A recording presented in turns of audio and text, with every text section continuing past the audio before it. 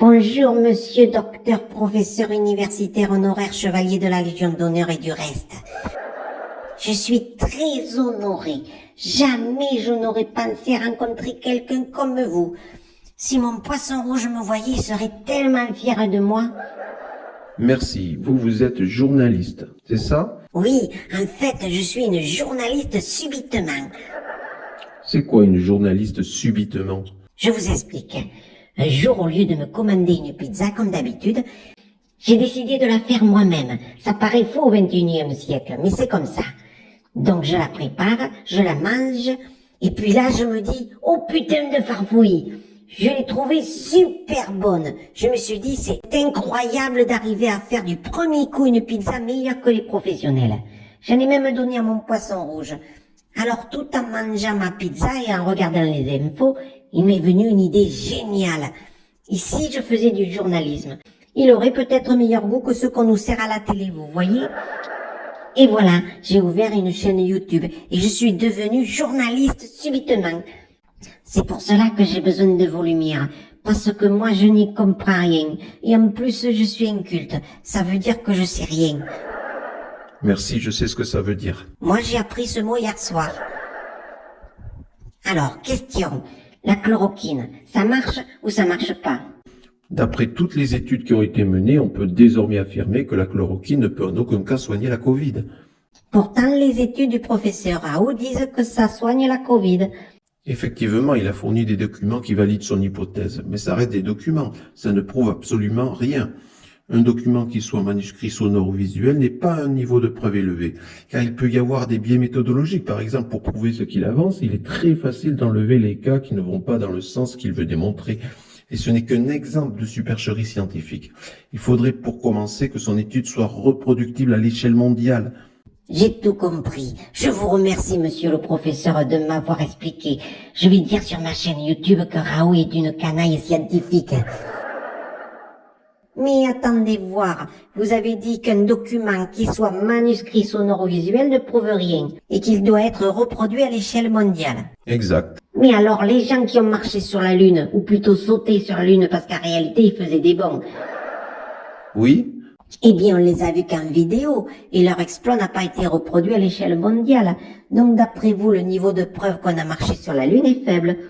Là, c'est différent, car il y a énormément de personnes qui ont travaillé sur le projet. Il aurait été impossible de cacher cela à la face du monde.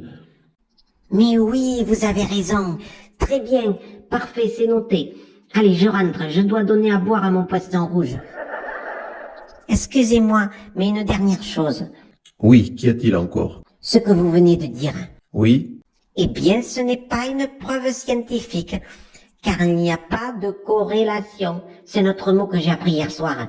Corrélation, rapport existant entre deux faits, dont l'un implique l'autre et réciproquement.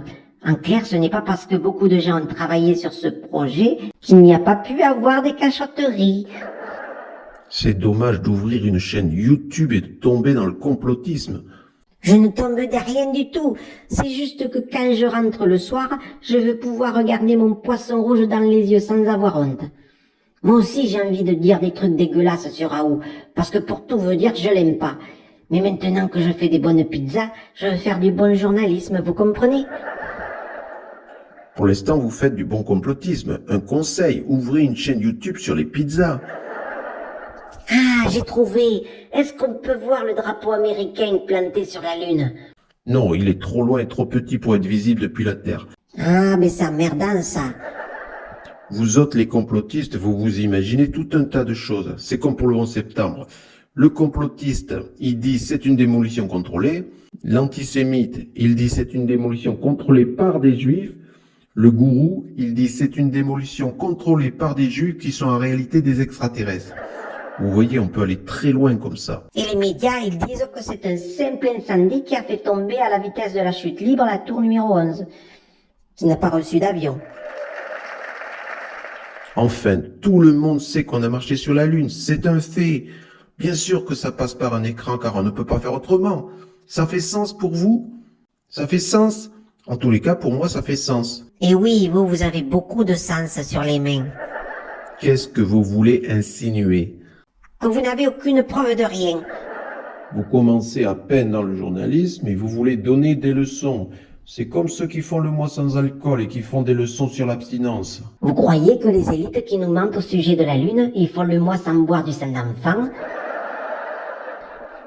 Très drôle. Et vous savez comment rendre un complotiste fou? Non? En lui faisant douter de sa propre existence. Peut-être que vous avez raison, et peut-être que vous n'êtes pas réel. Peut-être que vous n'êtes qu'un personnage de fiction à qui on a donné un texte.